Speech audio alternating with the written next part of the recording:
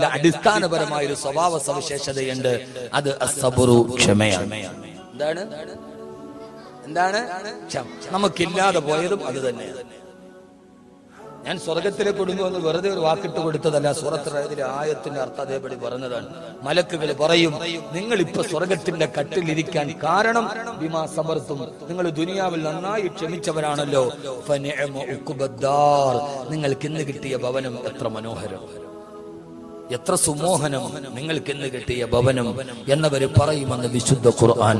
അതുകൊണ്ട് എന്റെ സഹോദരങ്ങളെ, ഇനി ഞാൻ പറഞ്ഞല്ലോ, ജന്നാത്തു അദ്നിൻ യദ്ഖുലൂനഹാ വമൻ സലഹ മിൻ ആബായിഹിം വഅസ്വാജിഹിം വദുരിയാതിഹിം. മാതാപിതാക്കൾ, ഭാര്യ ഭർത്താക്കന്മാർ, മക്കൾ, ഇവരാണ് സ്വർഗത്തിലെ കുടുംബത്തിന്റെ അംഗങ്ങൾ. അല്ലാഹു നമ്മളെ അങ്ങനെ ആക്കി തരുമാറാകട്ടെ. അള്ളാഹു നമ്മളെ അങ്ങനെ ആക്കി തരുമാറാകട്ടെ. സ്വർഗത്തിലെ കുടുംബം ഈ കല്യാണം നടന്ന ഓഡിറ്റോറിയത്തിന്റെ മുമ്പിൽ വെച്ച് തന്നെ പറയേണ്ടി വന്നു എന്നുള്ളത് ഒരു വലിയ നന്മയായി ഞാൻ കരുതുകയാണ്. കാരണം ഇനി പറയാൻ പോകുന്നതാണ്, ഭാര്യ ഭർത്താക്കന്മാരുടെ ഇടയിൽ ക്ഷമ വേണം, മാതാപിതാക്കളുടെയും മക്കളുടെയും ഇടയിൽ ക്ഷമ വേണം. എല്ലാം ഈ ജീവിതത്തോടെ അവസാനിക്കുമെന്ന് കരുതുമ്പോഴാണ് ഭാര്യ ഭർത്താക്കന്മാരെ തമ്മിൽ തന്റെ ഭർത്താവിനെ ഉപേക്ഷിച്ചും മക്കളുമായി ഇന്നലെ കണ്ടവന്റെ കൂടെ ഉറങ്ങിത്തിരിക്കാൻ ഭാര്യയ്ക്ക് പ്രചോദനമാകുന്നത് വിവാദമെന്നത് ഈ മണ്ണോടെ അവസാനിക്കുമെന്ന് കരുതുമ്പോഴാണ്. അതുകൊണ്ടാണ് ഒരു പുരുഷായുസ് മുഴുവനും തന്റെ പ്രിയപ്പെട്ട മക്കൾക്ക് വേണ്ടി പാടുപെട്ട് കല്യാണ പന്തലിൽ 1 മണിക്കൂർ കൂടി കഴിയുമ്പോ ഒരു നവവരന്റെ കയ്യിലേക്ക് തന്റെ മകളെ ഏൽപ്പിക്കാനുള്ള ചാരിതാർത്ഥ്യത്തോടെ കാത്തിരിക്കുന്ന പിതാവിന്റെ മുമ്പിൽ കടുത്തിലിട്ട സുന്നാഭരണവുമായി കൊയിലാണ്ടിയിലെ കല്യാണപ്പന്തൽ നിന്ന് പെണ്ണിറങ്ങി പോകുമ്പോ തന്റെ കത്തിക്കറിയുന്ന കോടതിയിൽ ഹാജരാക്കിയപ്പോൾ പൊട്ടിക്കരഞ്ഞ മാതാപിതാക്കൾ, മോളെ ഇനിയെങ്കിലും തിരിച്ചു വരും എന്ന് പറയുമ്പോ കവിൾത്തടത്തിലൂടെ കണ്ണുനീര് ചാലിട്ടൊഴുകി കരയുന്ന മാതാപിതാക്കളുടെ കണ്ണുനീര് കാണാൻ കഴിയാതെ ഒരു മകൾക്ക് ഇറങ്ങിപ്പോകാൻ കഴിയുന്നത് വിവാഹമെന്ന ബന്ധം, കുടുംബമെന്ന ബന്ധം അത് ഈ മണ്ണിൽ അവസാനിക്കുന്നതോടെ അവസാനിച്ചു എന്ന മിഥ്യാധാരണയാണ്. അല്ല, ഇതേ ബാപ്പയുടെ മകളായി, ഇതേ ഉമ്മയുടെ മകളായി, ഇതേ ഭർത്താവിന്റെ ഭാര്യയായി, ഇതേ ഭാര്യയുടെ ഭർത്താവായി, ഇതേ മകന്റെ പിതാവായി നാളെ അല്ലാഹുവിന്റെ കാലാകാല സ്വർഗത്തിൽ ഞാൻ ആവേണ്ടതാണ് എന്ന ഒരു ബോധം. ഇവിടെ 60 വർഷമല്ലേ നമുക്ക് വാപ്പയാവാൻ കഴിയൂ, 40 വർഷമല്ലേ വാപ്പയാവാൻ കഴിയൂ, കൂടി വന്നാൽ 40 വർഷമല്ലേ നമുക്ക് ഭർത്താവാകാൻ കഴിയൂ. ഖാലിദീന ഫീഹാ അബദാ, ഖാലിദീന ഫീഹാ അബദാ, ഒരിക്കലും അവസാനിക്കാത്ത അല്ലാഹുവിന്റെ സ്വർഗ ജീവിതത്തിൽ അവിടെയാണ് ഞാൻ യഥാർത്ഥ ഭർത്താവായി ജീവിക്കേണ്ടെന്നുള്ള ബോധം ഉണ്ടാകുമ്പോ ആ ബോധം നമ്മോട് പഠിപ്പിച്ചിരുന്ന ഭാര്യ ഭർത്താക്കന്മാരായിരുന്നു. ആദരവായ പ്രവാചകൻ നബി മുഹമ്മദ് മുസ്തഫ സല്ലല്ലാഹു അലൈഹി വസല്ലമ അവരുടെ പ്രിയപ്പെട്ട ഭർത്താവ്, അവരുടെ പ്രിയപ്പെട്ട ഭാര്യമാരുമടക്കമുള്ള ഒരു കുടുംബ ജീവിതത്തിന്റെ സംവിധാനങ്ങൾ നമ്മളോട് ജീവിതത്തിന്റെ അച്ചടക്കവും ചിട്ടയും പഠിപ്പിച്ചു കഴിയുമ്പോ ഞാൻ എന്റെ പ്രിയപ്പെട്ട സഹോദരങ്ങളോട് ക്ഷമയുടെ ജീവിതമാണ് നമുക്ക് പഠിപ്പിച്ചു തന്ന ഭാര്യ ഭർത്താക്കന്മാരിലോട്ട് കടന്നു പോവുകയാ. ആദരവായ പ്രവാചകൻ നബി മുഹമ്മദ് മുസ്തഫ, ആദരവായ പ്രവാചകൻ നബി മുഹമ്മദ് മുസ്തഫ സല്ലല്ലാഹു അലൈഹി വസല്ലം. സദസ് ഇങ്ങനെ ഇരുന്ന വാള് നടക്കൂല. നിങ്ങൾ സലാത്ത് നാളെ സ്വർഗത്തിലേക്ക് മാറാനുള്ളതാണ്.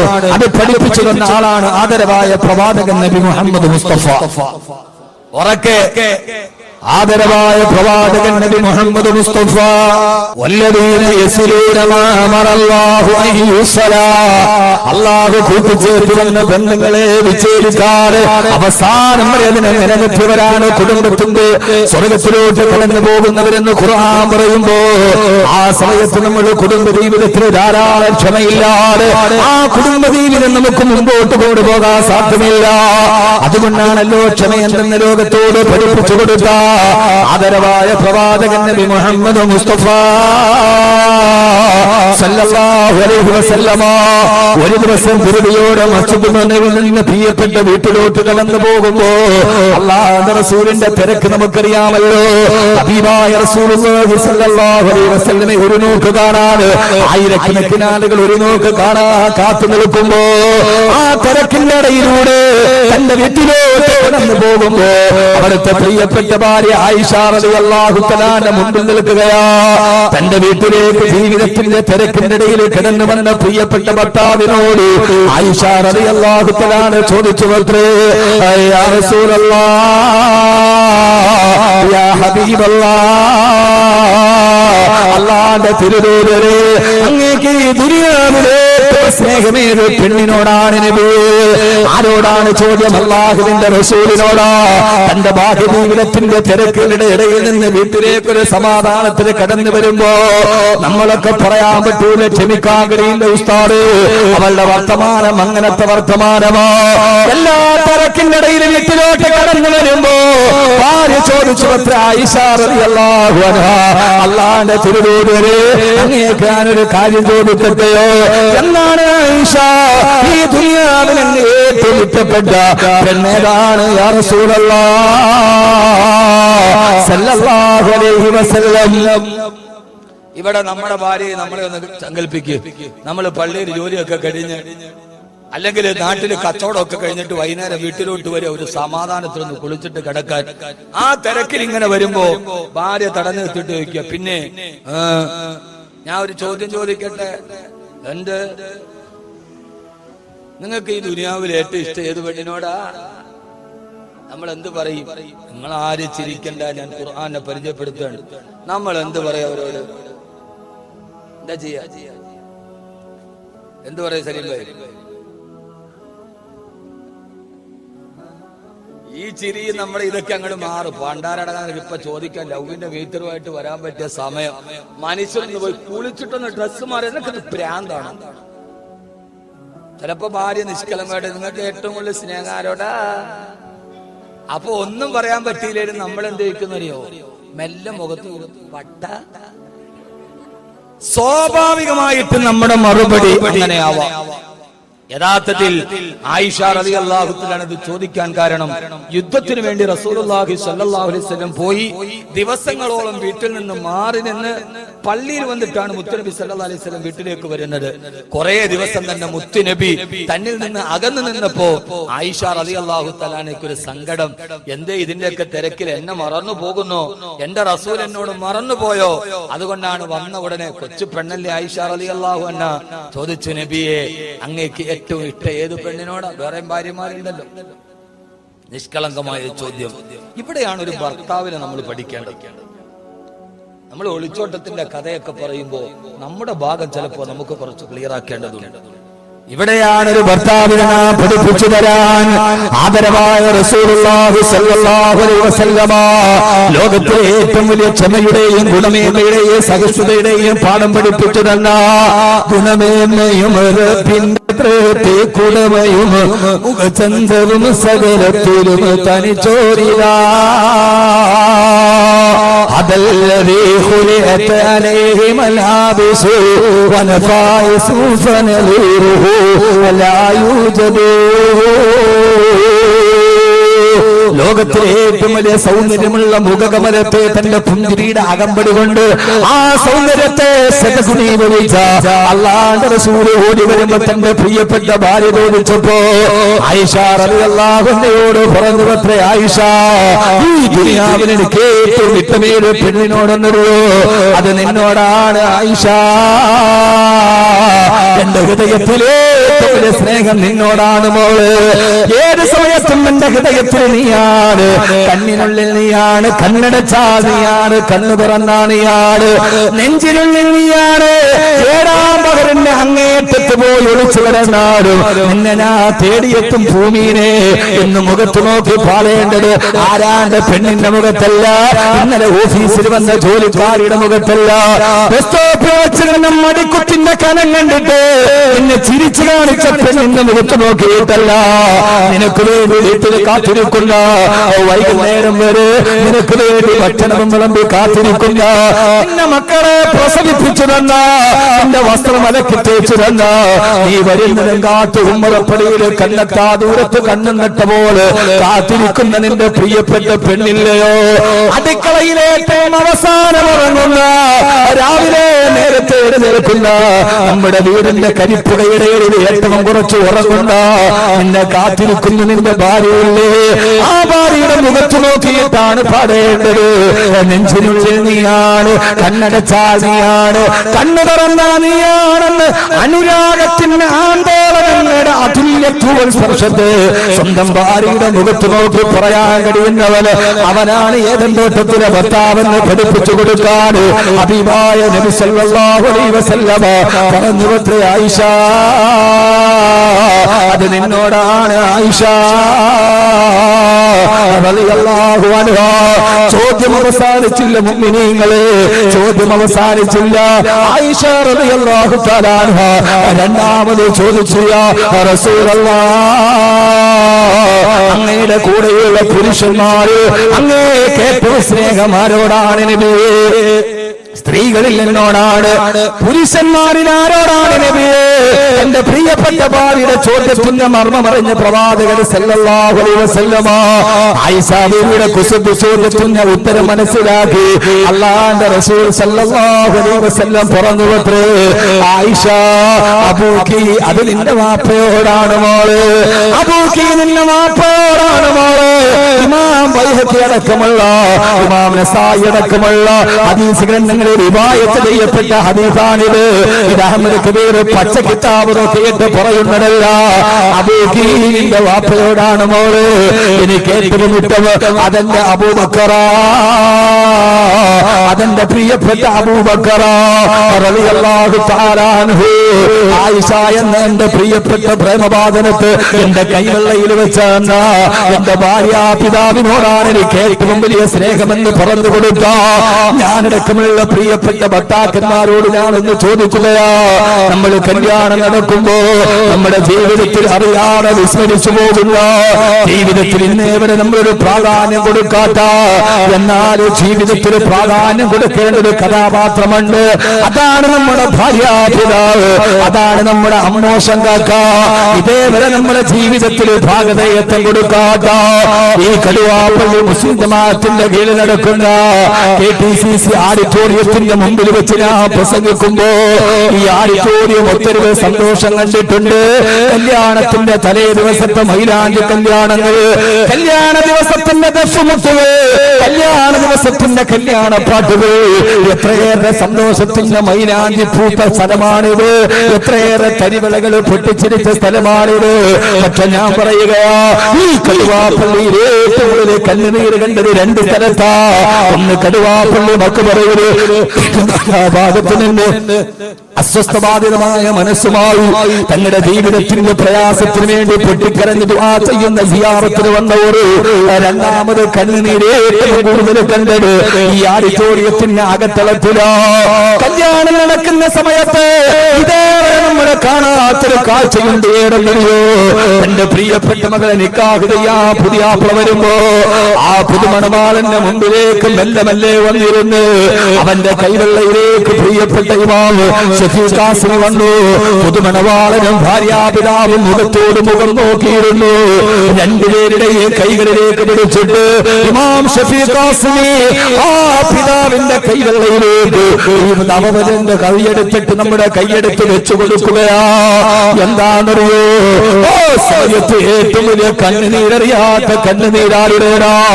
ഈ വർക്കല ബീച്ചിൽ പോയാൽ കരയിലേക്ക് തലതല്ലി തിരിച്ചു പോകുന്ന അറബിക്കടലിന്റെ തിരമാലകളേക്കാൾ പ്രക്ഷുബ്ധമാണ് പിതാവിന്റെ മനസ്സ്.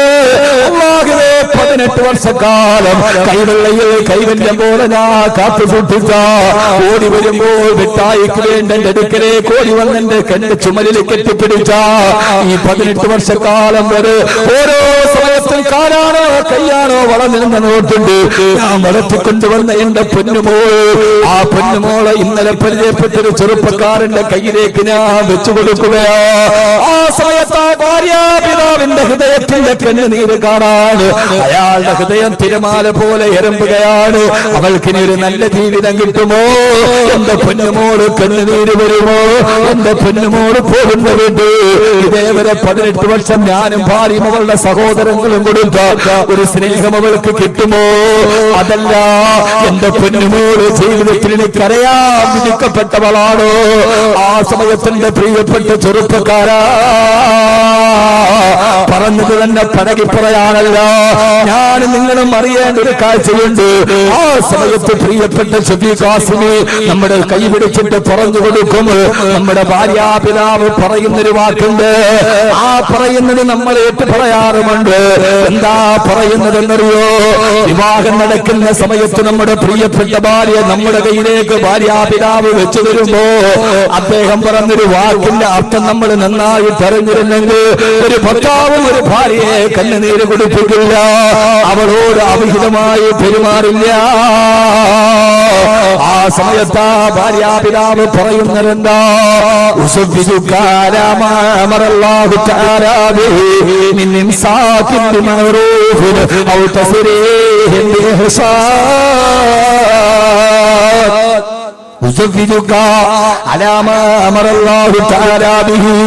അല്ലാഹു കൽപ്പിച്ചു തന്നതുപോലെ എന്റെ പൊന്നുമോളെ നിന്റെ കയ്യിലേക്ക് ഞാൻ വിവാഹം ചെയ്തു തരികയാ.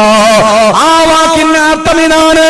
ഈ ആഡിറ്റോറിയത്തിലെ മുടങ്ങിക്കേട്ട ആ വാക്കിന്റെ അർത്ഥം ഞാൻ എന്റെ ആണുങ്ങളോട് പറഞ്ഞു തരികയാ, ഓരോ പിതാക്കളോട് ഭർത്താക്കന്മാരോട്.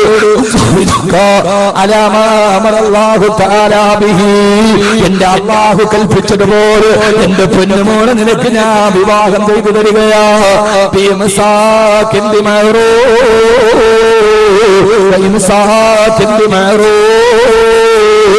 എന്റെ ഈ മകളിലെ വരെ ജീവിച്ച സാഹചര്യത്തിൽ നിന്ന് നിന്റെ ജീവിതത്തിലേക്ക് വരുമ്പോ നിനക്കിഷ്ടപ്പെടാത്ത സ്വഭാവം എന്റെ പൊന്നുമോൾക്കുണ്ടാകാം, നിനക്കിഷ്ടപ്പെടാത്ത സ്വഭാവങ്ങൾ ഉണ്ടാവാം. അതിനെല്ലാം നീ ഉപദേശിച്ച് പരിഹരിക്കണേ. അതല്ല ഇൻസാഖെന്ന് പറഞ്ഞാൽ നോമ്പില്ലെങ്കിലും നോമ്പുള്ളതുപോലെ അഭിനയിക്കുക. ആ ദുസ്വഭാവം നിനക്കിഷ്ടപ്പെട്ടില്ലെങ്കിലും സന്തോഷത്തോടെ അഭിനയിച്ച് മെല്ലെ മെല്ലെ നീ അതിനെ ശരിയാക്കണേ. ഒരു സാഹചര്യത്തിൽ നിന്ന് വേറൊരു സാഹചര്യത്തിലേക്ക് വരുന്ന പെണ്ണാണ്, അതുകൊണ്ട് അവളോട് നല്ല രീതിയിൽ നീ പെരുമാറണേ. അതല്ല അവളുടെ സ്വഭാവം നിനക്ക് സഹിക്കാൻ കഴിയുന്നില്ലെങ്കിൽ അവളെ നീ മർദ്ദിക്കരുത്. എന്റെ പൊന്നുമോളെ അടിച്ച് അവശയാക്കരുത്. അവളെ കുറിച്ച് നീ അപവാദം പറയരുത്.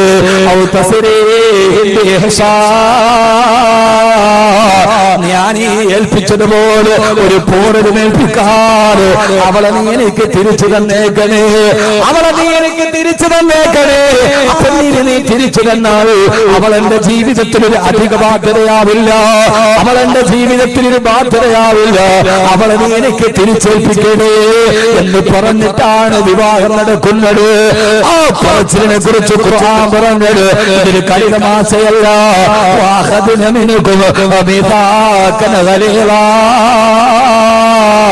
ഇതൊരു ബലിതമായ ഉടമ്പടിയാണ്, ഇത് ബലിതമായ ഉടമ്പടിയാണെന്ന് അല്ലാഹുവിന്റെ വിശുദ്ധ ഖുർആൻ. അതുകൊണ്ട് സഹോദരങ്ങളെ, കുടുംബജീവിതം എന്ന് പറഞ്ഞാൽ അതൊരു വ്യവച്ഛേദനത്തിന്റെ ഗുണപാഠമാണ്. നമ്മുടെ ഭാര്യാപിതാവിന് ഹബീബായ റസൂലുള്ളാഹി സ്വല്ലല്ലാഹു അലൈഹി വസല്ലം പറഞ്ഞു, ആയിഷ എനിക്ക് ഏറ്റവും ഇഷ്ടപ്പെട്ട പുരുഷന് അബൂക്കി, അത് നിന്റെ വാപ്പയാണ് പൊന്നുമോളെ.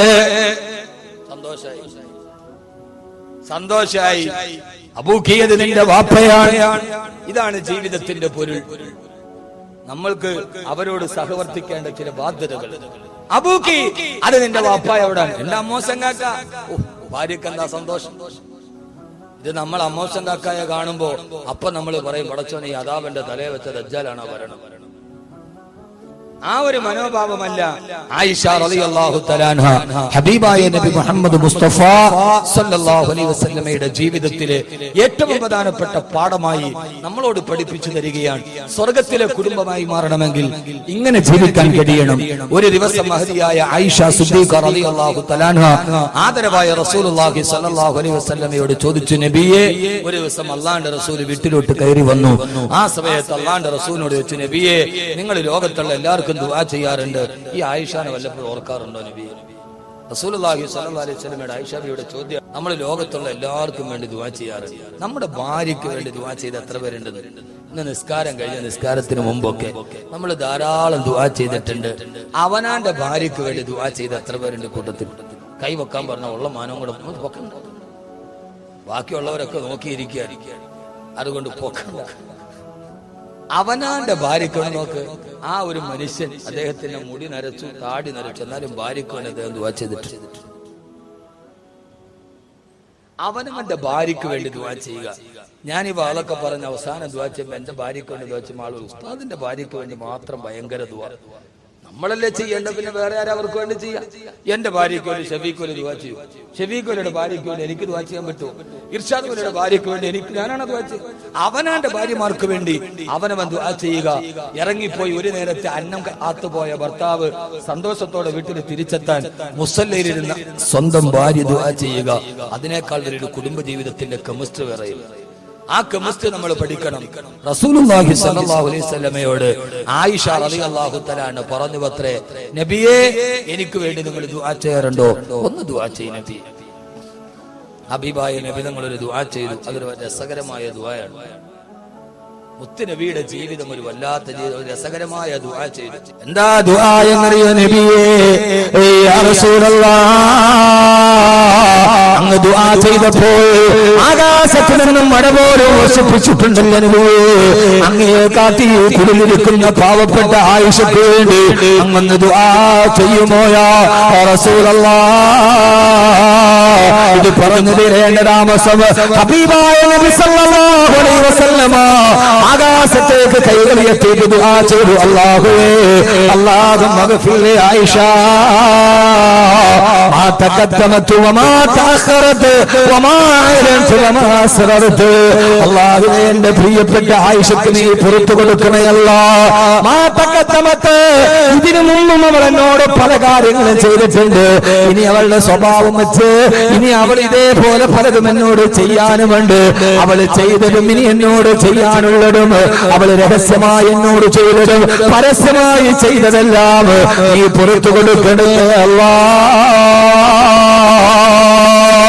ഹബീബായ നബി തങ്ങളുടെ രസകരമായ ദുആയാണ്. പെണ്ണല്ലേ, ഇപ്പൊ ദുആ ചെയ്താലും അവളുടെ സ്വഭാവം വെച്ച് വീണ്ടും അവള് പലതും എന്നോട് ചെയ്യാനിരിക്കുന്നുണ്ട്.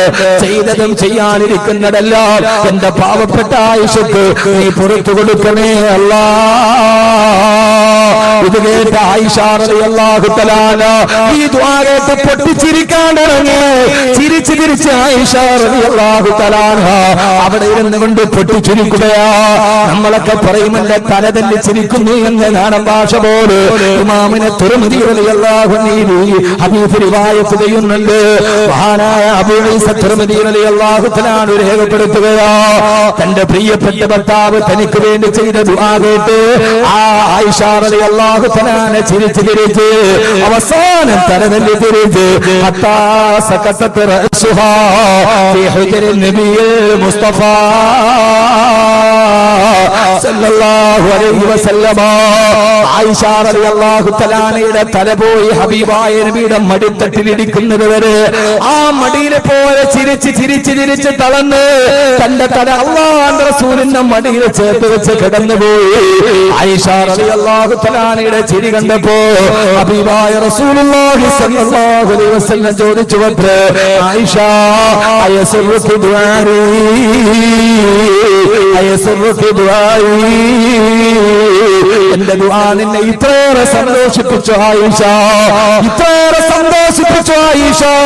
ഹബീബായ നബി തങ്ങളുടെ മടിത്തട്ടിൽ പോയി തലവെത്തുന്നത് ഒരു ദുആ കേട്ട് പൊട്ടിച്ചിരിച്ച എന്റെ പ്രിയപ്പെട്ട സഹോദരങ്ങളെ, 8 മടം വീതിയും 10 മടം നീളമുള്ള ആകാശത്ത് മഴ പെയ്താൽ ഓലക്കീറുകളുടെ ഇടയിലൂടെ മഴത്തുള്ളികളെ തടം തള്ളിയാത്തതുകൊണ്ട് ഒരു കൊച്ചുകൂരയില് പൊട്ടിച്ചിരിച്ച് ജീവിച്ചു പോയ എല്ലാ പ്രയാസങ്ങളും പ്രതിബന്ധങ്ങളും ഉണ്ടായിട്ടും ഞാൻ എന്റെ പ്രിയപ്പെട്ട സഹോദരങ്ങളോട് പറയാ, നമുക്ക് സമ്പത്ത് വേണ്ട, നമുക്ക് സൗന്ദര്യം വേണ്ട, കോൺക്രീറ്റ് സൗരത്തിന്റെ ശീതീകരിച്ച റൂമിൽ ഒരു കൊതുകിന് പോലും കിടന്നു വരാത്ത റൂമിൽ കിടന്നിറങ്ങണ്ട. പിന്നെയോ 8 മടം നീളമുള്ള ഒരു കൊച്ചു റൂമിൽ കിടക്കുമ്പോ ആ റൂമിനെ കുറിച്ചാണ്, അവിടെയാണ് ആയിഷ ബീവിയുടെ അടുക്കളയുള്ളത്. 8 മടം നീളവും 10 മടം വീതിയുമുള്ള ഭാര്യ ഭർത്താവ് താമസിച്ച റൂമിനെ കുറിച്ചാണ് ലോകാവസാനം വരെ വരുന്ന ഖുർആനിലെ സൂറത്തിന് പേര് നൽകിയത് സൂറത്ത് ഹുജറാത്ത്. ഹുജറാത്ത് എന്ന് പറഞ്ഞാൽ മുറികൾ എന്നാണ് അർത്ഥം. ഏത് മുറിയാണ് അത്? സുൽത്താൻ സലാഹുദ്ദീൻ ബോക്കിയുടെ റൂമല്ല. ഏത് റൂമിനെ കുറിച്ചാ പറയുക? ബോളിവുഡിൽ നടി ആഞ്ചലീന ജോളി മധുവിധു ആഘോഷിച്ച ദുബൈയിലെ പാംജമീറ ബീച്ചില് കുട്ടിമക്കളിൽ അടിഭാഗത്ത് കൂടി പറന്നു പോകുന്ന ഡോൾഫിനുകളെ ലൈവായി കണ്ട് കിടന്നിറങ്ങിയ മുറിയെ കുറിച്ചല്ല. അറബിക്കടലിന് നേരെ തിരിഞ്ഞു നിൽക്കുന്ന 1 മാസം 950 കോടി രൂപ വരുമാനമുള്ള 140 റൂമുകളും 2 ഹെലിപ്പാഡുകളും 4 മിനി തിയേറ്ററുകളും 2000 പരിചായകന്മാരും 4.5 ഏക്കർ പൂന്തോട്ടവും 4 ഏക്കറോളം നീണ്ടു നിൽക്കുന്ന സ്വിമ്മിംഗ് പൂളുകളുമുള്ള മുകേഷ് അംബാനിയുടെ അറ്റ്ലാന്റയെ കുറിച്ചല്ല. പിന്നെ ഈ പറയുന്ന വീടിനെ കുറിച്ചൊന്നറിയോ? ഏത് വീടിനെ കുറിച്ചൊന്നറിയോ? ഒരു നേരത്തെ വിളക്ക് കത്തിക്കാൻ എണ്ണ പോലുമില്ലായിരുന്ന ആയിഷ റളിയല്ലാഹു തആല അല്ലാഹുവിന്റെ റസൂൽ വഫാത്തായതിനു ശേഷം ആയിഷ റളിയല്ലാഹു തആല 2 കൂട്ടുകാരികളോട് കഥ പറയുമ്പോ ആയിഷ ബീവി പറഞ്ഞു, എന്റെ മടിത്തട്ടിൽ കിടന്നിട്ടാണ് എന്റെ പ്രിയപ്പെട്ട ഭർത്താവ് വിട പറഞ്ഞു പോയത്. പക്ഷേ എന്റെ മടിയിൽ തലവെച്ചിട്ട് എന്റെ ഭർത്താവ് വിട പറഞ്ഞപ്പോഴും എന്റെ ഭർത്താവിന്റെ മുഖം ഞാൻ കണ്ടിട്ടില്ല. ഞാൻ എന്റെ ഭർത്താവിന്റെ മുഖം കണ്ടിട്ടില്ല. കൂട്ടുകാരികളോട് ആയിഷ ബീവി എന്താ പറയാ? വഫാത്താകുന്നതിന് തൊട്ട് മുമ്പ് നിങ്ങളുടെ ഭർത്താവ് നിങ്ങളുടെ മടിയിൽ കിടക്കുമ്പോ റസൂലുള്ളാഹിയുടെ ഇടത്തെ കവിളിലേക്ക് നിങ്ങളുടെ വലത്തെ കൈ വെച്ചിട്ട് നിങ്ങളുടെ പള്ളയോട് ചേർത്ത് വെച്ചിട്ട് പല്ല് വരെ നിങ്ങൾ തേച്ചു കൊടുത്തതല്ലേ? ഒരു കൊച്ചുകുട്ടിയെ പോലെ ഭർത്താവിനെ ചേർത്ത് പിടിച്ച് പല്ല് തേച്ചു കൊടുത്തിട്ടല്ലേ വഫാത്തായത്? എന്നിട്ട് നിങ്ങൾ ഭർത്താവിന്റെ മുഖം കണ്ടില്ലെന്നോ? അതിശയോക്തി കലർത്തുന്ന ഈ വാക്ക് കേട്ടപ്പോ പൊട്ടിക്കരന്ന് കണ്ട ആയിഷ റളിയല്ലാഹു തആല പറഞ്ഞ വാക്ക് ഞാൻ എന്റെ പ്രിയപ്പെട്ട സഹോദരങ്ങളോട് പങ്കുവെക്കുകയാ. ആയിഷ റളിയല്ലാഹു തആല പറഞ്ഞു, അല്ലാഹുവിന്റെ റസൂൽ എന്റെ പ്രിയപ്പെട്ട ഭർത്താവിന്റെ മടിയിൽ കിടന്ന് വിട പറയുമ്പോ ആ സമയത്ത് നിങ്ങളുടെ വീട്ടിൽ വിളക്ക് കത്തിക്കാനുള്ള എണ്ണയുണ്ടായിരുന്നില്ല. വിളക്ക് കത്തിക്കാനുള്ള എണ്ണയില്ലാത്ത കാരണത്താൽ വീട്ടിൽ കൂരിട്ടായിരുന്നു. എന്റെ ഭർത്താവ് മരിക്കുന്ന സമയത്ത് പോലും എണ്ണ കത്തിക്കാനുള്ള വിളക്ക് കത്തിക്കാനുള്ള എണ്ണയില്ലാത്തതിനാൽ മരിക്കുന്ന സമയത്ത് എന്റെ ഭർത്താവിന്റെ മുഖം പോലും എനിക്ക് കാണാൻ കഴിഞ്ഞില്ലുണ്ട്. ഭാര്യയുടെ രേഖക്കുറിപ്പിൽ രേഖപ്പെടുത്തിയ ഒരു കുടുംബ ജീവിതത്തിന്റെ കഥയാണ് പറയുന്നത്. ഈ പട്ടിണിയുടെ ഇടയിൽ കിടക്കുമ്പോഴും ആയിഷ ബീവി പ്രവാചകൻ എന്ന ഭർത്താവിന്റെ മടിയിൽ തലവെച്ച് പൊട്ടിക്കരച്ചെങ്കിൽ ആയിഷ ബീവിക്കറിയാ പരിതാപങ്ങളും പരിമിതികളും പരിവേദനങ്ങളും പരിതാപനങ്ങളും പരിതിരങ്ങിക്കുമ്പോഴും പാരിലെ പരമസുഖമല്ല പരലോകത്തിന്റെ പരമാനന്ദമാണ് പരിഗണനീയമെന്ന് കരുതി പാതിരാത്രിയിൽ പടച്ചറപ്പിനോട് പതിരെ പോലെ പൊട്ടിക്കരഞ്ഞു പോയ ബഹുമാനപ്പെട്ട സയ്യിദത്തുനാ ആയിഷ റളിയല്ലാഹു തആല അൻഹാ. അതുകൊണ്ട് എന്റെ പ്രിയപ്പെട്ട ഭാര്യ ഭർത്താക്കന്മാരോട് ഏറെ പറയാനുള്ള സമയമില്ല, ഏറെ പറയാനുള്ള സാഹചര്യം നമ്മുടെ മുമ്പിലില്ല. ഇത് നമ്മുടെ വീട്ടിൽ പട്ടിണിയില്ലല്ലോ. സാമ്പത്തികം അടിഞ്ഞുകൂടിയിട്ടും കേരളത്തിന്റെ സാമൂഹ്യക്ഷേമ വകുപ്പിന്റെ റിപ്പോർട്ട് പ്രകാരം 2015 85,000-ഓളം ഭാര്യ ഭർത്താക്കന്മാരാണ് വിവാഹമോചനം കാത്തുകിടക്കുന്നത്. കേരളത്തിൽ മാത്രം 85,000-ഓളം വിവാഹമോചന കേസുകളാണ് കേരളത്തിന്റെ കോടതികളിൽ കെട്ടിക്കിടക്കുന്നത്. എന്താണ് കാരണമെന്നറിയുമോ? കേരളത്തിൽ വിധവകൾ വർദ്ധിപ്പിച്ചു വരുമ്പോ കേരളത്തിൽ സൈബർ വിധവകൾ വർദ്ധിക്കുകയാണ്. ആരാണ് സൈബർ വിധവ എന്ന് നിങ്ങൾക്കറിയുമോ? മലയാളം അവൾക്ക് കൊടുത്ത പേരാണ് സൈബർ വിധവ. തന്റെ പ്രിയപ്പെട്ട ഭർത്താവ് രാവിലെ വീട്ടിൽ നിന്നിറങ്ങി വൈകുന്നേരം തിരിച്ചു വരുന്നതുവരെ തന്റെ ഭർത്താവിന് ഭക്ഷണമൊരുക്കി കിടപ്പറയും വിളിച്ചു കാത്തിരിക്കുമ്പോ ആ ഭർത്താവ് ഓഫീസിലിരുന്ന് ജംഗ്ഷനിലിരുന്ന് ഫേസ്ബുക്കിലൂടെ അന്യ പെണ്ണുമായി ചാറ്റ് നടത്തുമ്പോ പാവപ്പെട്ട ഭാര്യ വീട്ടിൽ കിടപ്പറ വിളിച്ചിട്ട് കാത്തിരിക്കുകയാ. ഇവർക്ക് മലയാള രാജ്യം കൊടുത്ത പേരാണ് സൈബർ വിധവ. ആ സൈബർ വിധവകൾ ഗണാനുഗണനമായി വർദ്ധിപ്പിച്ചു വരുമ്പോ എന്റെ പ്രിയപ്പെട്ട ചെറുപ്പക്കാരാ, ഞാനൊരു കാര്യം പറഞ്ഞു തരട്ടെയോ? ഇന്നലെ രാവിലെ എന്റെ വീട്ടിൽ രാവിലെ 10 മണി മുതൽ ഇന്നലെ എനിക്ക് വെമ്പായത്താണ് പ്രസംഗം. 7:30 മണിക്ക് ഞാൻ വീട്ടിൽ നിന്ന് ഇറങ്ങുന്നത് വരെ എന്റെ വീട്ടിൽ നിറച്ചും ആളുണ്ട്. ഓരോ സമയത്ത് കാരണമെന്താ? ഗൾഫിൽ നിന്ന് ഭർത്താവ് ഗൾഫിൽ നിന്ന് വരുന്നതിന് മുമ്പ് ഭാര്യ മറ്റൊരാളുടെ കൂടെ പോയി. ഒരാള് പറയാ വേറെ ഒരാൾ പറഞ്ഞത് 2 മക്കളുമായി ഹാർട്ട് അറ്റാക്ക് വന്ന് ആൻജിയോപ്ലാസ്റ്റി ചെയ്തിട്ട് ജീവിക്കാൻ വകയില്ലാതെ ഞാനൊരു ഓട്ടോറിക്ഷ ഓടിക്കുകയാ. എന്റെ മകന് 15 വയസ്സ് പ്രായമായി.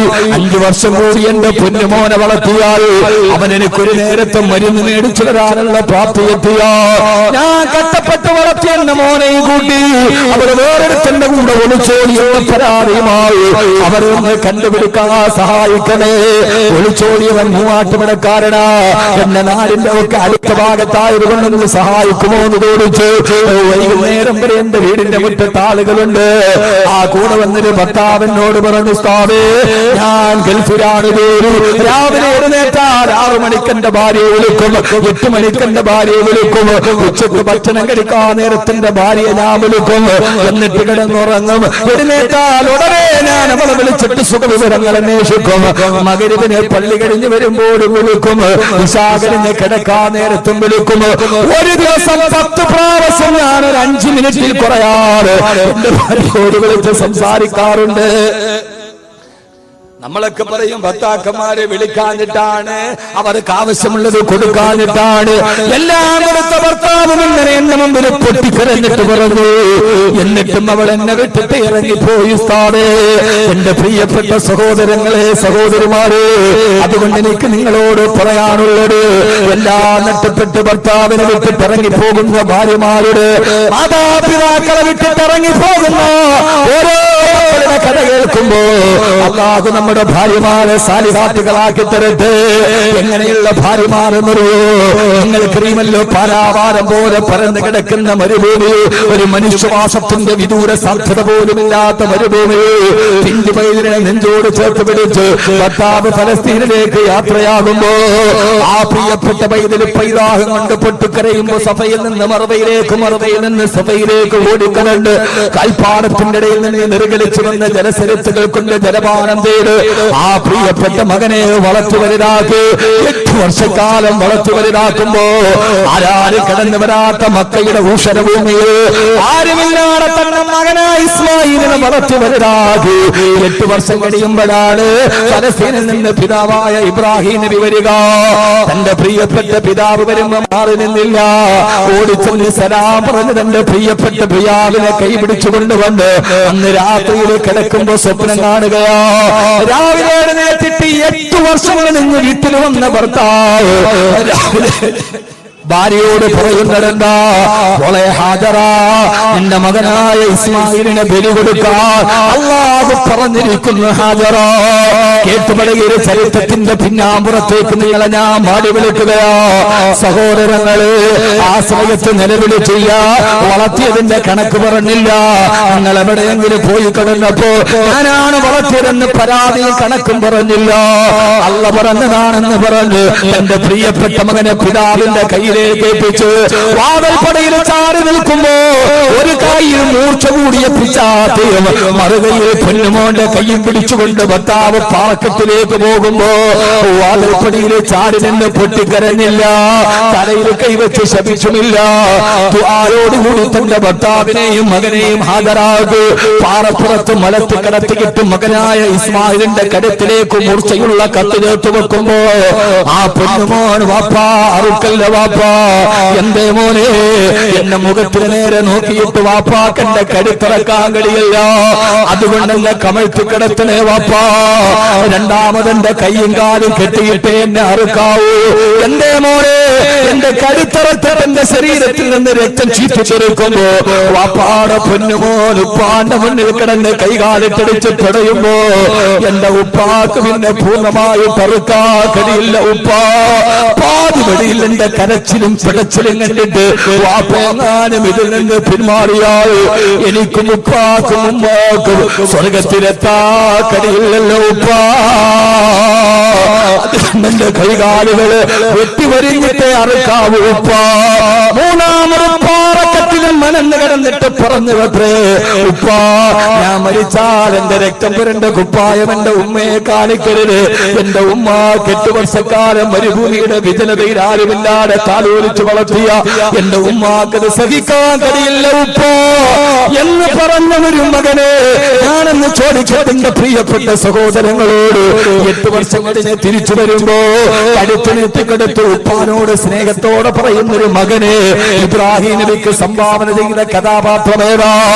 ആ കഥാപാത്രമാണ് ബീവി ഹാജറ റളിയല്ലാഹു തആല അൻഹാ. മരുഭൂമിയിൽ നിന്നുകൊണ്ട് മകനെ വളർത്തുമ്പോ ഓരോ സമയത്തും ഭക്ഷണം വിളമ്പി കൊടുക്കുമ്പോ പൊന്നുമോനെ ഇസ്മായിലേ, നിന്റെ വാപ്പയായ ഇബ്രാഹിം ഫലസ്തീനിലേക്ക് പോയത് നമ്മളെ ഇട്ടേച്ച് പോയതല്ല, അല്ലാഹുവിന്റെ തൃപ്തിക്ക് വേണ്ടി പോയതാണ്, പടച്ചിറപ്പിന്റെ ദീനിന് വേണ്ടി പോയതാണ്. അതുകൊണ്ട് ഉപ്പാനെ വെറുക്കല്ല മോനെ എന്ന് പറഞ്ഞു വാപ്പയുടെ അഭാവത്തില്, വാപ്പയില്ലാത്ത സമയത്ത് മക്കളോട് വാപ്പയുടെ ത്യാഗത്തിന്റെ കഥകൾ പറഞ്ഞു കൊടുക്കുന്ന ഒരു ഹാദറയായ ഭാര്യയെ നമുക്ക് കിട്ടിയാളല്ലാട് നമ്മൾ വീട്ടിലില്ലാത്ത സമയത്ത് 3 നേരം മക്കൾക്ക് ഭക്ഷണം വിളമ്പി കൊടുക്കുമ്പോ പൊന്നുമോനെ, നിന്റെ വാപ്പ സൗദി അറേബ്യയിൽ കിടന്ന് ഈ പൊരിവയിലത്തെ കഷ്ടപ്പെട്ടുണ്ടാക്കിയ അയച്ചു തരുന്ന പൈസയാണ് നമ്മുടെ മുമ്പിൽ ആഹാരമായിട്ട് നിൽക്കുന്നത്. നിന്റെ വാപ്പ കടുവാപ്പള്ളിയിലും മത്തിക്കച്ചവടം നടത്തി രാവിലെ മുതൽ വൈകുന്നേരം വരെ നടുറോഡിലിരുന്നിട്ട് മീൻ കച്ചവടം നടത്തി രാവിലെ മുതൽ വൈകുന്നേരം വരെ കട തുറന്നു വെച്ച് ഒരു നേരത്തെ ഭക്ഷണത്തിന് വേണ്ടി കഷ്ടപ്പെട്ടു.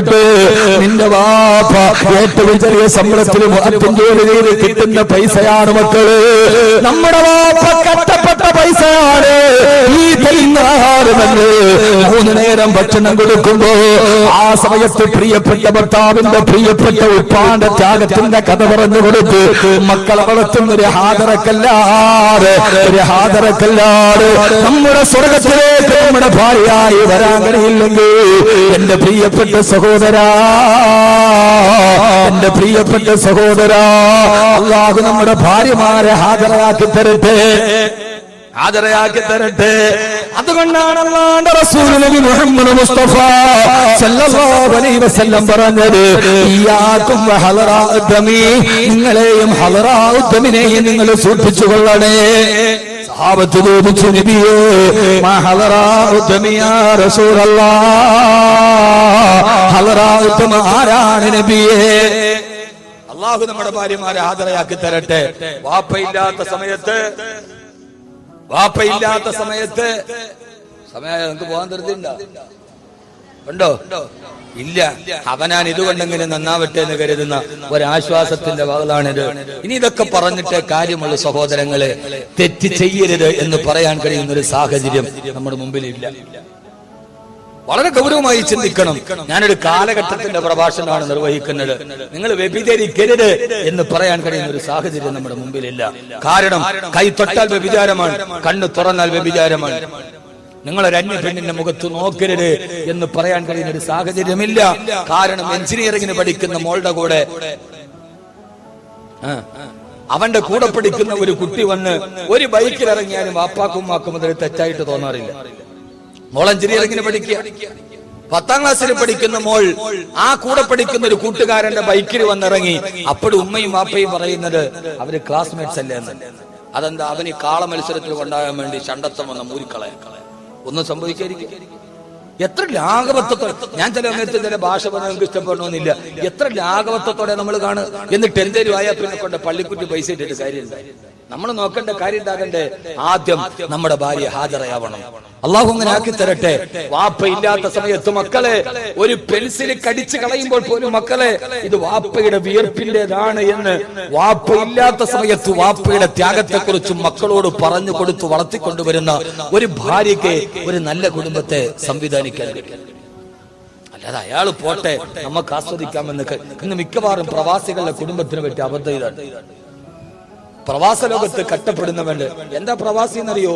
1000 റിയാൽ നാട്ടിലേക്ക് അയക്കാൻ വേണ്ടി പോക്കറ്റിൽ വെച്ചിട്ട് അവൻ ഇറങ്ങി നടക്കാൻ നേരത്ത് എക്സ്ചേഞ്ചിലേക്ക് പോകാൻ അയക്കാൻ ടാക്സിക്ക് കൈ നീട്ടും. എത്ര റുപ്യ? 10 റിയാൽ, 10 റിയാൽ. അപ്പൊ വിചാരിക്കും പടച്ചോനെ 10 റിയാൽ ടാക്സിക്കാരന് കൊടുത്താൽ പിന്നെ 990 റിയാല് നാട്ടിലേക്ക് അയക്കാൻ പറ്റൂ എന്ന് വിചാരിച്ചിട്ട് ആ പച്ചപ്പാവം 10 റിയാൽ വാഹനത്തിൽ സഞ്ചരിക്കേണ്ട ദൂരം അവൻ പൊരിവെയിലത്ത് റോഡിലൂടെ സഞ്ചരിക്കും. അപ്പുറം പോയി ലുലു എക്സ്ചേഞ്ചിൽ പോയി 1000 റിയാൽ തികച്ചവൻ വിചാരിക്കും 10 റിയാൽ ടാക്സി കൊടുത്താൽ ആ 10 റിയാൽ കൊണ്ട് മോളുടെ 1 മാസത്തെ ഫീസ് കൊടുക്കാം. പാവപ്പെട്ടവൻ 1000 റിയാൽ തികച്ചയക്കും. നടന്നു ചെന്നിട്ട് ഭാര്യയെ വിളിച്ചിട്ട് പറയും 1000 റിയാൽ അയച്ചിട്ടുണ്ട്, ബാങ്കിൽ പോയി മേടിച്ചോളീൻ. അവള് ഫോൺ എടുത്ത് 500 രൂപയുടെ ടാക്സി വിളിച്ച് ബാങ്കിൽ പോയി ആ പൈസ മേടിച്ച് വീട്ടിൽ കൊണ്ടുപോയി. അവള് അത് മേടിക്കാൻ പോണത് 500 രൂപയുടെ ടാക്സി വിളിച്ചിട്ട് അവൻ 10 റിയാല് പിശുക്കിയിട്ട് അയച്ചവൻ. ഇതാണ് ഭർത്താവും ഭാര്യയും തമ്മിലുള്ള അന്തരം. ഇത് തിരിച്ചറിയാൻ കഴിയുന്ന ഒരു ഭാര്യക്ക് മാത്രമേ സമാധാനത്തിന്റെ ജീവിതം നൽകാൻ കഴിയൂ.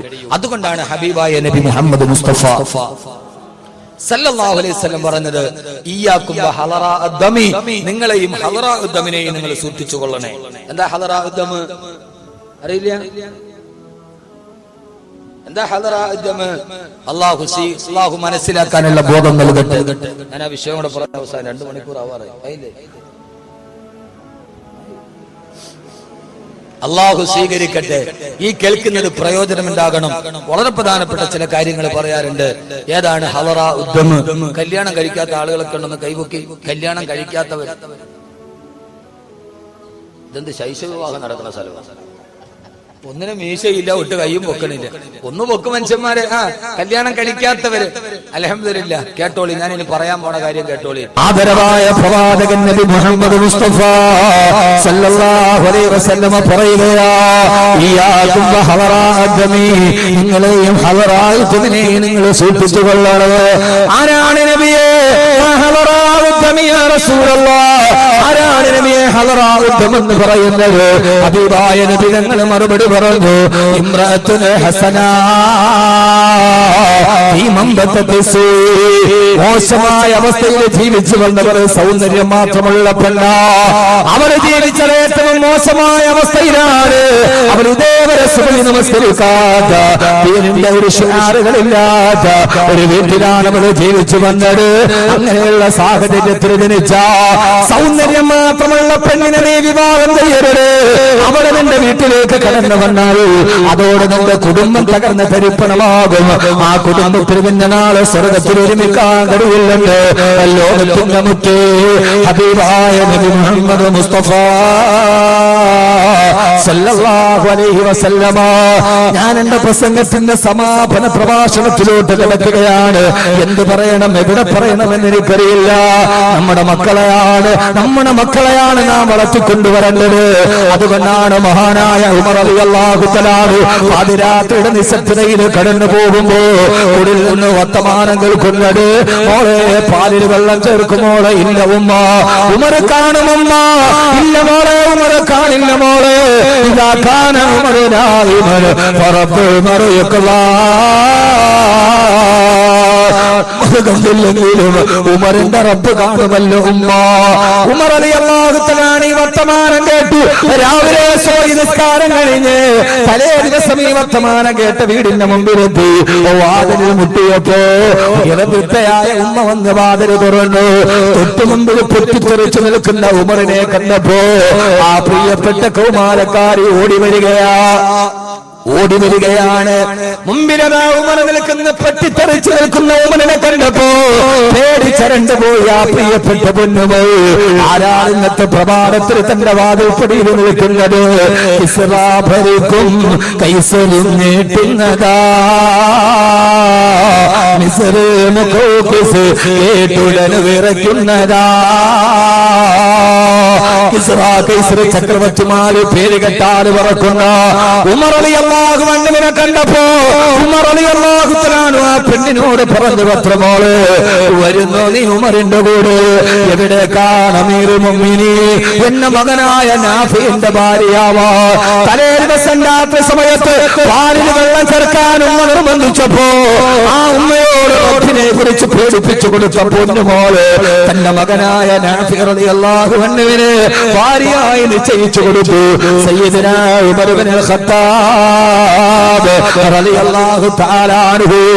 കാരണം എന്താ? വളർന്നു വരുന്ന ചെറുപ്പക്കാരുടെ മക്കളുടെ മീശയുടെ വലിപ്പം കണ്ടിട്ട് പെണ്ണിന്റെ കയ്യിൽ കിടക്കുന്ന 200 പവന്റെ സ്വർണത്തിന് വില നിശ്ചയിക്കുന്ന പിതാക്കന്മാര്, സ്വർണത്തിന് മാനദണ്ഡം നിശ്ചയിക്കുന്ന പണ്ട് കാലത്തുള്ള സ്വർണ്ണക്കടയിലെ ത്രാസ് കണ്ടിട്ടുണ്ടോ?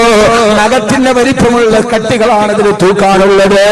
ഇന്ന് നമ്മുടെ ജൂവല്ലറികളിൽ ഇരിക്കുന്ന ത്രാസ് മലഞ്ചരക്ക് കടയിൽ ഒട്ടുപാട് തൂക്കാൻ വെച്ചിരിക്കുന്ന ത്രാസാണ്. കാരണം 20 കിലോ 30 കിലോ സ്വർണ്ണമാണ്. ജൂവല്ലറികളിലും റബ്ബർ ഷീറ്റ് തൂക്കുന്ന ത്രാസുകളെ വെച്ച് 20 കിലോയും 30 കിലോയും വിഭാഗച്ചന്തയിൽ മാത്സര്യ ബുദ്ധിയോടെ കോടികളറിഞ്ഞ് പകട കളിക്കുന്ന സമുദായമേ, നിന്റെ മരുമകളെ തിരഞ്ഞെടുത്തപ്പോ ഉമർ റളിയല്ലാഹു അൻഹുവിനെ അറിയാം. രാത്രിയിൽ റബ്ബിനെ പേടിച്ചിട്ട് പാലിൽ വെള്ളം ചേർക്കാത്ത പെണ്ണ് തന്റെ മകനായ നാഫി വർഷങ്ങളോളം കിടപ്പറയിലേക്ക് വരാതിരുന്നാലും അവള് തന്റെ മകന്റെ സ്ഥാനത്ത് വേറൊരാൾക്ക് കിടപ്പറയിൽ സ്ഥലം കൊടുക്കില്ല എന്ന് ഉമർ റളിയല്ലാഹു അൻഹുവിനെ നന്നായിട്ടറിയാം. എന്റെ പ്രിയപ്പെട്ട സഹോദരങ്ങളെ, ഈ ഒരു കാലാവസ്ഥയിലേക്ക് നമ്മൾ നടന്നു വന്നാലല്ലാതെ, ഈ ഒരു കുടുംബത്തിന്റെ ബന്ധത്തിലേക്ക് നമ്മൾ കടന്നു വന്നാലല്ലാതെ ഇത് മണ്ണോടെ അവസാനിക്കാനുള്ളതല്ലോ, നാളെ പടച്ചിറപ്പിന്റെ മുമ്പിലേക്ക് വരാനുള്ളതല്ലേ. അല്ലാഹു നമ്മളെ സ്വീകരിക്കുമാറാകട്ടെ. അങ്ങനെയുള്ള പെൺമക്കളെ, അതുകൊണ്ടാണ് പാതിരാ സമയത്ത് വീടുകളിൽ നിന്ന് രഹസ്യകാമകന്മാരെ പിടിക്കപ്പെടുക. പ്രണയമെന്ന 3 അക്ഷരത്തെ കാമമെന്ന 2 അക്ഷരവുമായി കൂട്ടിച്ചേർത്ത് പ്രണയമാണ് വലുതെന്ന് കരുതിയ ചെറുപ്പക്കാരാ, പൊന്നുമോനെ, പ്രണയം പണ്ടുമുണ്ടായിരുന്നടാ. പ്രണയം ഇരുവേറ്റപ്പടയിലും മുങ്ങിച്ചത്ത മൊയ്തീനുണ്ടാക്കിയ പ്രണയമല്ല. ഇത് ചങ്ങമ്പുഴയുടെ രമണനുണ്ടായപ്പോഴല്ല പ്രണയമുണ്ടായത്. പ്രണയം പണ്ട് കാലത്തും ഉണ്ടായിരുന്നു. ലൈലയും മജ്നൂനും പ്രണയമായിരുന്നു, ശുദ്ധമായ പ്രണയം. ആ പ്രണയമാണ്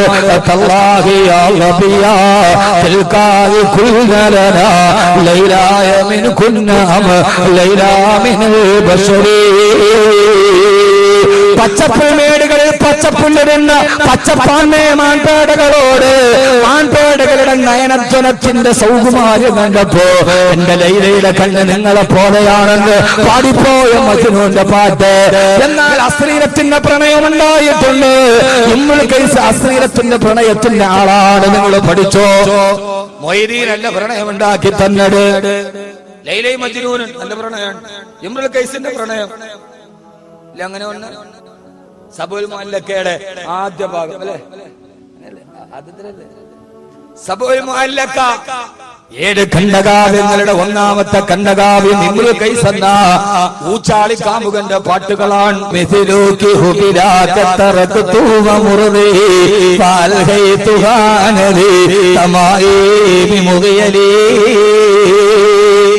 ഇമ്രുൽ കൈസിന്റെ പാട്ടാണ്. അർത്ഥം ചോദിക്കരുത്.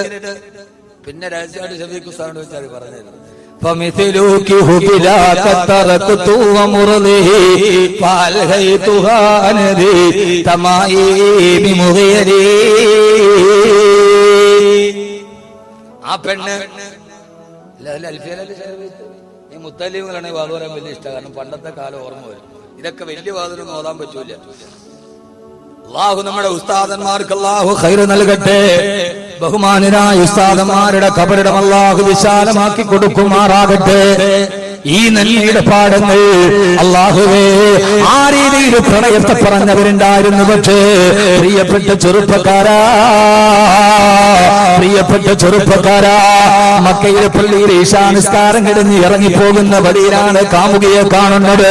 കാമുകിയോട് പറഞ്ഞു, പെണ്ണേ, എനിക്ക് നിന്നോട് പ്രേമമാണ്, നിന്റെ ശരീരം ഞാൻ കൊതിക്കുന്നുവെന്ന്.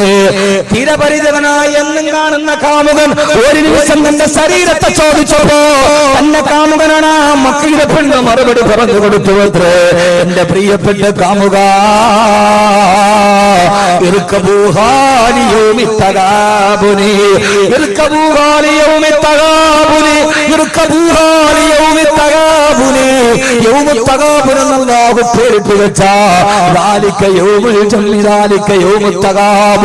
എല്ലാവരെയും പരലോകത്ത് ഒരുമിച്ച് കൂട്ടുന്ന മഹിഷറയിൽ ഈ പ്രണയം നമുക്ക് രണ്ടുപേർക്ക് പ്രയോജനം ചെയ്യുമെന്ന് ആ പ്രണയത്തിന് ഞാൻ തയ്യാറാണ് ചെറുപ്പക്കാരാ.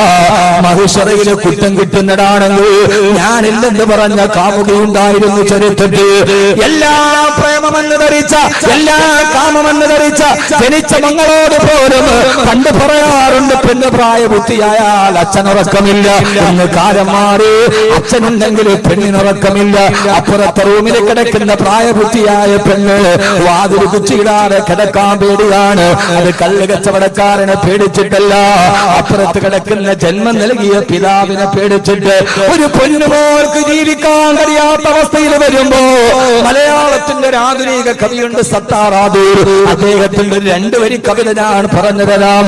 അദ്ദേഹം പറയുകയാണ്, പാതിരാത്രിയിൽ തന്നെ മാനം കവരാൻ മലന്ന് നെഞ്ചിലേക്ക് വീഴുന്നവനെ കണ്ടപ്പോ പൊന്നുമോൾ രക്ഷയ്ക്ക് വേണ്ടി അച്ഛാ എന്ന് നിലവിളിക്കാൻ വായ തുറന്നപ്പോഴാണ് വെളിച്ചത്തവര് കണ്ടത് തന്നെ മാനം കവരാൻ വരുന്നത് തന്റെ അച്ഛനാണെന്ന്.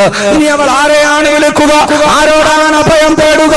എല്ലാ പിശാചുക്കൾ പാർക്കുന്ന വേതാള നഗരം പോലെ ഈ ഭൂമി അത് പതിച്ചു പോകുമ്പോ കാമുകൻ തന്റെ ശരീരത്തെ ചോദിച്ചപ്പോ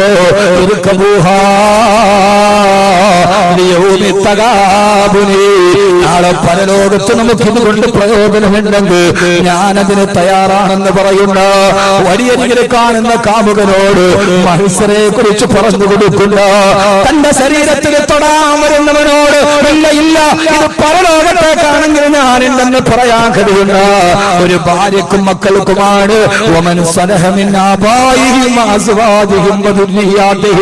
അല്ലാഹു നമ്മുടെ മക്കളെ അങ്ങനെ ആക്കി തരുമാറാകട്ടെ. ആമീൻ പറ. ഞാൻ സമയമില്ലാത്തോണ്ട് പെട്ടെന്ന് പറഞ്ഞു പോണത്. അല്ലാഹു നമ്മുടെ മക്കളെ അങ്ങനെ ആക്കി തരുമാറ. ഈ വീഡിയോ ഇഷ്ടപ്പെട്ടാൽ ഷെയർ ചെയ്യാനും സബ്സ്ക്രൈബ് ചെയ്യാനും മറക്കരുത്. ഇനിയും ഇതുപോലുള്ള വീഡിയോയുമായി വരുന്നതാണ്. അസ്സലാമു അലൈക്കും.